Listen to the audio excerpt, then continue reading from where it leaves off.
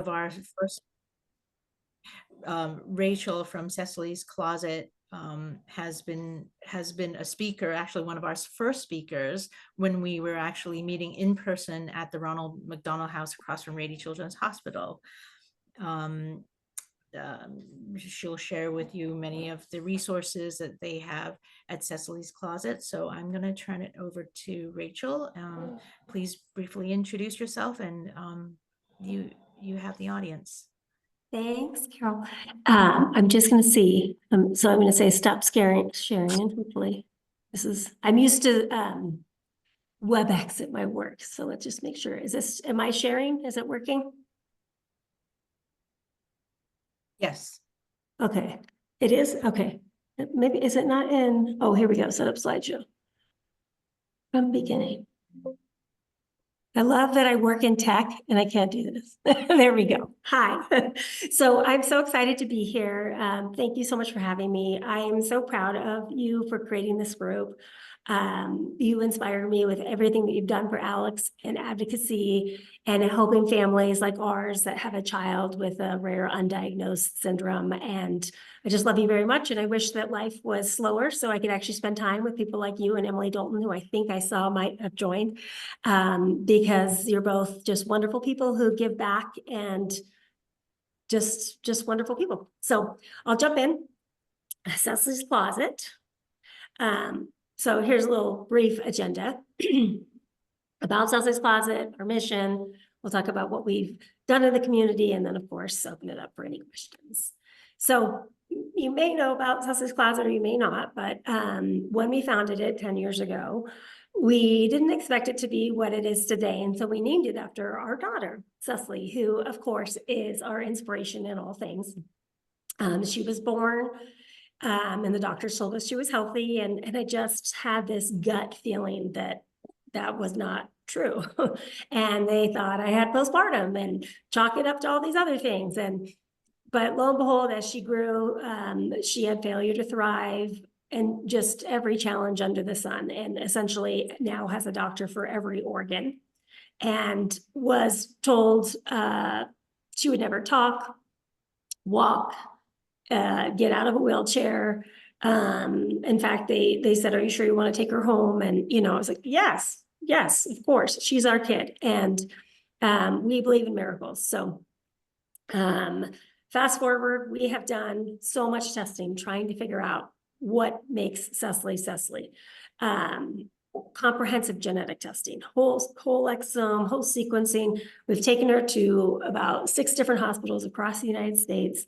And still at age 15, she remains undiagnosed. But when we went to the Mayo Clinic, and they still continue to follow her and test her every year to make sure that in case something new hits, they'll be able to diagnose it. They did tell us that I think it was about 5 years to the day almost that she was going to need a heart transplant. And this was baffling to us because we knew she had some small heart issues, but nothing that we thought would lead to this. So in 2022, our little miracle warrior got a heart transplant, and now she's living her very best life. And I share this story and talk about Cecily in ways that I'm a private person in general. And so the fact that we have put her out into the universe is because Cecily's Closet at its core is about inspiring hope and to try and make every child live their best life, whatever that might be for them. For Cecily, she is passionate about horses. She loves them. She likes to talk to them more than humans. Me too, kind of. And she's just doing great despite every single obstacle that she has in her life and obstacles that she still faces. So how did this start? I would be remiss without sharing this slide. This is my mom and dad, and that's baby Cecily with my mom. Cecily's named after my mom, Cecily. And I do not think that any of this would have transpired. We never would have started a nonprofit if we did not have them as support. And because we had so much support, it's why we started Cecily's Closet, because we felt like, oh my gosh, we're so blessed. We're on this journey with people who love us and care for us. But going through Rady's countless times, I'd see people who are worried, they were by themselves. or they were just so overwhelmed. And my heart would break for them. And my parents just were always there when I was ready to lose my mind, as I'm sure if you have a child with special needs, that might be true for you, where get stressed to the maximum. You're worried, is your child going to survive? Is your child going to get the medical care? Are they listening to me? But my parents always believed and trusted in us, my husband and I, about like where we felt like Cecily needed some help. And they had our backs every step of the way. And so lo and behold, because they always did that, and they gave us a surprise gift. And this is Cecily's bedroom when she was 1. So we founded it the same year when she was turned 1. And her room, because of all of her medical care, just was very, it was like a hospital, right? And so when you leave the hospital and you come home finally, you want to feel comfortable and relaxed and not as stressed out. And even for our toddler at the time, it was just like this zone where, no, don't go in there, because we wanted to keep it super hygienic, and it just wasn't at all a room that anyone would thrive in. So anyway, my parents surprised us with this gift. This is her room makeover. And so I said to Brian, well, we're going to do this. That's my husband. We're going to do this for other families. And he's like, oh my God, we're overwhelmed. Like, we could barely pay the mortgage on our house because it's barely working. And he's like, that's a great idea, honey, but like, let's not do that. And like any good wife, I didn't listen. And so I just worked at night trying to see what I could do. And then when the paperwork came in that we had a 501c3, I work in tech, so I built the website and everything, and I presented it to him. And he's like, what's this? And I said, this is Cecily's Closet. We have a nonprofit. And he's like, oh my goodness. But we've been together for so long that he knew that there was no stopping me. So he supports it. And he knows that the intention was just to help one child at a time. We're not trying to change the world here. We just wanted to make a small difference in our own community of San Diego. So that's what we did. And here's the services that we provide to our community. The Sweet Dream Room Makeovers were obviously the inspiration from my parents. That program was put on hold in 2019 when Cecily, at the time she was dying, and I just we couldn't keep that one going, despite wonderful efforts by many of our volunteers. I felt like we just had to kind of hit the pause button on that one. But we are slowly bringing it back, and are committed to getting it up and running again now that Cecily is healthy and thriving again.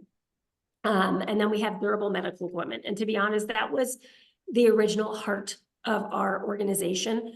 When Cecily was little, and because she's undiagnosed, nothing was covered. I did not understand how this worked. Because there was no code to bill against, we didn't qualify for anything. Her walker was more than some people's first cars. I couldn't even believe it, but nobody would give us a walker because insurance said, the doctor said she'd never walk, talk, or do anything. And we ran into this over and over and over. So everything we got was just more money out of our pocket. And so Brian and I were like, well, this is crazy. Kids grow. When kids grow, where does all this equipment go? And we tried to find out where it all went.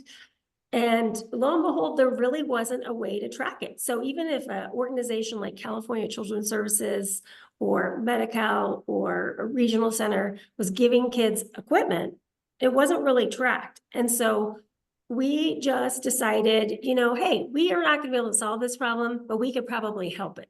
And so we created a community where people can give us their medical equipment. And at the time, we did used to collect it. And then I worked at a wonderful company, WebSense, and they had huge warehouses, and they let me keep it in there.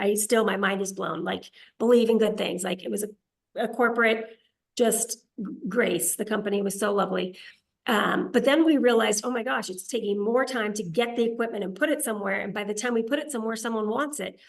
And so we moved, I don't know how long ago it was now, but to a Facebook model where donors can reach out to us and say, hey, I have XYZ equipment, and then post it to our site. And then the donor comments on the page and says, this is me, I have the equipment. And the first person to tag it gets the first person to pick it up. And because we're so tiny, we don't do wait lists or anything like that for it, because it's just It's just almost impossible to do that. But we recycle now probably 50 plus pieces of equipment a week. And it's just, to me, like the biggest gift when families reach back to us and say, here's my daughter and now she's walking, or thank you so much, because they would not have been able to afford it. And it's not about the thank yous, it's about that those kids are getting the equipment that they need, and that the parents are feeling that they can advocate for them and get what they need. And then the last program, when I talk about happy accidents, my mom and dad, this is again my mom and dad, when Cecily got her G-tube, she was 9 months old and she was a tiny, tiny, tiny baby. And the G-tube just stressed out a lot of people in our support group, because they were like, what if we pull it out, or how does that work? And a lot of people were now nervous to hold her. So my parents, my dad being an engineer, my mom being like a design, person, came up with these little fabric wraps. And they show up at my house one day with this like pink thing about yay long. And I'm like, what is that? And they're like, oh, it's like a little belly band. We're just going to stick that on Cecily. So, we'll wrap it, and then you don't have to worry when you do tummy time that she's going to pull it out or grab at it. And lo and behold, the belly band program was launched. And so we were in and out of the hospital, and the nurses at Rady's would be like, what's that? And I was like, oh, my mom and dad made it. And they're like, oh, okay. And they're like, a lady down the hall would really like one of those. And HIPAA, and there's lots of red tape and all the things. So they'd measure the kids, and I'd call my mom, and she'd make one for that child. And then, we'd just get it to them. And I thought, well, gosh, maybe we should just put this on our website. And we did. And now these belly bands are made by volunteers across the county. We get the fabric donated, so we have zero operating overhead on the program. And then Rady's distributes a lot of them. Some of the home health agencies distribute them. And then if families really need one, we'll ship them out to them. But that's our last resort, just in terms of trying to save money, right? We always want the money to go to the kids versus costs. Carol asked if I would highlight a story of a child that we helped with a rare diagnosis. And it was funny, I went back through, and so many of the kids had certain labels, but I wasn't 100% sure. But this little one always has stayed with my heart. His name is Gabriel. And his parents were told very similar things to us, like he happened to have infantile spasms. That's a catastrophic form of childhood epilepsy. But he was undiagnosed. So he had lots of little diagnoses, but overall was undiagnosed. And his prognosis was terrible. And his parents just had faith, and they did not have a lot. They did not have a lot but they had a lot of love and a lot of faith, and they just did the work. And I just fell in love with them, and they just worked so hard for this kid. And they were just so grateful. We did a shared space on this one where because the mom and the baby were in the same room, or mom and dad and baby in the same room. And that's all we were about, is just trying to say, okay, what is passionate for you? And for them, it was faith and angels, and obviously he's named Gabriel. And we brought that to life for them. And that's all the rooms were about, is providing special spaces for kids to grow. And then as we continued on our journey, we were lucky enough to have the Hope Input program when Cecily was little, from 0 to 3. And at the time, I didn't really understand that program. And this lovely lady, used to come to our house weekly and check in. And I always felt like, oh gosh, you should be helping someone else. Like, we're fine. And she'd always say to me, like, hey, how's Noah? That's Cecily's oldest brother. And she'd always talk about the importance of Cecily not becoming a bully and making sure that we keep siblings top of mind. And she was very proud that we were starting the Cecily's Closet, but was very, very concerned about not having like this room makeover program and creating maybe disruption in homes. And I was naive and didn't know anything. And it took a long time, and I'm embarrassed about how long it took for me to realize this, but it's hard to be a sibling of a child with special needs. It truly is its own thing. I just read my son's college applications. Well, he asked me to, so I read them. And I cried because I realized how much I was gone and how much that impacted him. And of course I knew this, but so we started, as we were adjusting the program, we started including support for family members and making sure that the siblings were recognized, because it's a family. When you have a kid with special needs, it's not just about that kid, right? It's about everybody in the family. Just checking on time. I think I'm okay, right? Yes, you are. Okay. This is just some of the examples of the equipment, because sometimes people say, well, what will you accept? We pretty much will accept anything that doesn't require a prescription, because that's where the rule is. So if somebody has, it's painful, because some things would be great to recycle, but if it's a prescription, we're not allowed to. So from standers to walkers, oral, when you're getting a kid to learn to eat, like these are chewy tubes, wheelchairs, diapers. I mean, there's nothing that we won't try to do.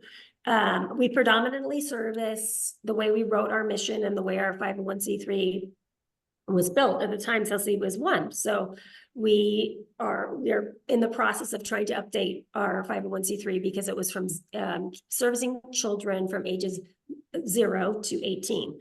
And we're still trying to figure out what the next evolution of Cecily's Closet will be, but we're passionate about, we're realizing where some of the gaps might be as Cecily herself gets older. And so we want to create a program to kind of address some of those gaps. So more to come. This is just a picture of some of the belly bands if you haven't seen them. They just fold over with Velcro. They're really ideally for children 0 to 3. We get a lot of people asking them for older kids. Sometimes we'll do a custom one for an older one, but just because of how simplistic they are, that's kind of our desired target audience when like a young child gets their belly band. And then here's to me the heart and soul of Cecily's Closet. It simply would not exist without our volunteers. It is completely and totally funded by wonderful people. I remember I reached out to an artist I'd never heard before. Emily Dalton, called her up. Hey, I want to do these room makeovers. And she was like, yes. And I was like, what? Nobody said yes. Nobody said yes. I was like, oh my gosh, this is so great. And lo and behold, she has done probably more than 50 of the 100 rooms that we've done. I mean, that's just amazing. And then Paint Green. I don't know how many painters we called, trying to get somebody to come in and provide canvas for us to work from. And in my head, I thought, oh, this won't be that hard. I can sell this. No, I couldn't. And then this guy from Paint Green, John, he's like, oh, let's meet at Starbucks. And I thought, oh, great. And then he walks up and I'm thinking, there's no way this can be the guy. And he taps me on the shoulder. Are you Rachel? I am. He was a baby. And I just thought, oh gosh, there's good in the world. And he has never said no to us. He has done everything, never accepted any money. I mean, honestly, what a wonderful human. And he's transformed so much. And then we're just passionate about working with kids and giving kids opportunities to grow. And I don't have all of our partners up here, but it wouldn't exist without people giving back. And if you happen to work at a corporation and you have a leadership fund or a nonprofit like discretionary fund, we provide leadership opportunities for people within their companies who may not have access to leadership roles through our nonprofit, because we just are all about mentoring in general and also creating opportunities for families to give back together. And just in wrap up, I'll just share some pictures about the kids. This was our first room makeover, and oh, the nerves. It was, just so nervous. Like, what are we doing? We had no business doing this. And this child walked into his room. He loved the zoo. I mean, just loved the zoo, nonverbal. And he walked in, and as soon as he walked in, he said giraffe, and his parents just like were in shock. And I didn't know what was really happening because I didn't realize the deficit at that time of his verbal skills. And I just, that I think was like the gas for us, like, yes, we're onto something. This is going to help kids. And then for teens, like this was, I think, one of Emily Dalton's first few rooms with us. And I'm a big believer that kids can do anything, right? If they're going to volunteer, they're going to work. It's not just for a college application and to check a box. I can't stand that stuff.